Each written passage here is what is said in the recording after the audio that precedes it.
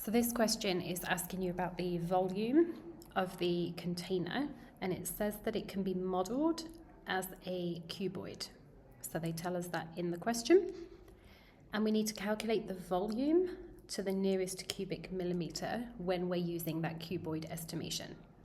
So for a cuboid, we know that we need to just times the volume is equal to the length times width times height.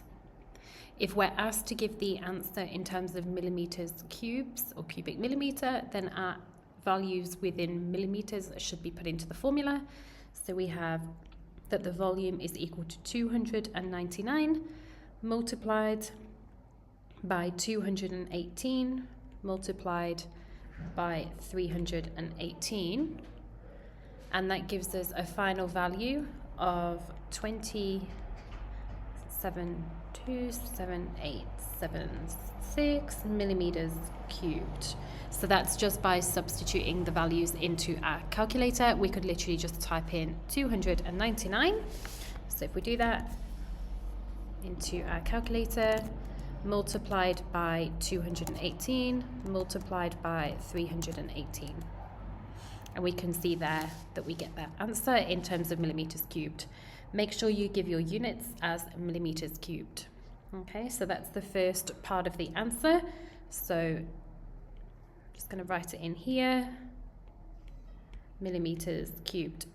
And then the second part, it says that the store states that the volume is actually 20 litres.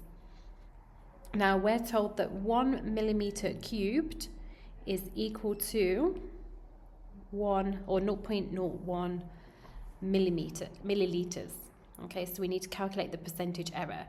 Before we can use the percentage error formula, we need to convert between these millimeters cubed and then the milliliters. Okay, so we're told that 1 millimeter cube is equal to 0.001 milliliter. That means that we are essentially dividing by 1,000 to get to our milliliters from millimeters. So essentially here we're dividing by 1,000, and therefore we can do the same thing with our answer. So if we have our previous answer as millimeters cubed, then if I divide that by 1,000, then that will give me my milliliters. So the answer there would look like this, as milliliters. However, we're told that the shop has it as liters, so we now need to convert it from milliliters to liters. We know that there are 1,000 milliliters in a litre, so 1 litre. And therefore, our estimation is that we have 20.727876 litres.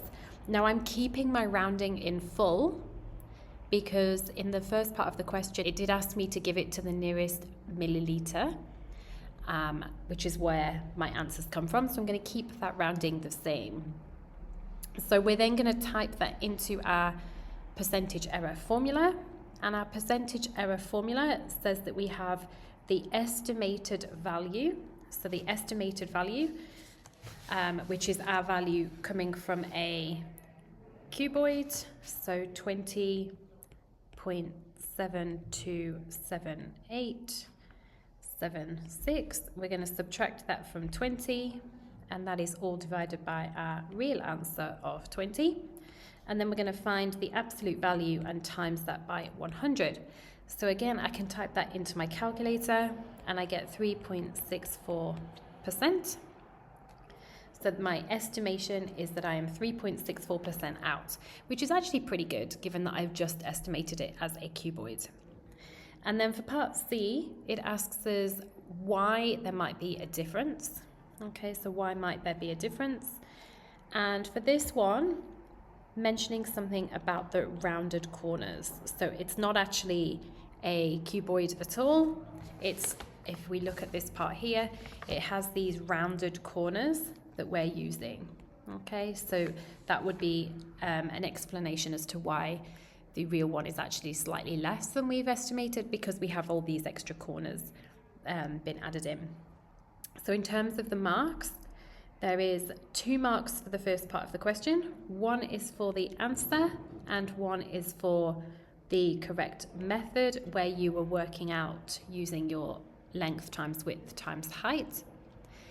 Part B is worth 4 marks. So there are 2 marks, 1 for the method and 1 for the answer to convert it into millilitres. And then there are 2 marks, again, method and answer, for using the percentage formula. And then for the last one, there is 1 reasoning mark, and that is for mentioning something valid about why it might be an overestimate, which should really be something to do with the fact that a cuboid makes the corners more kind of pointy and it adds those corner points in.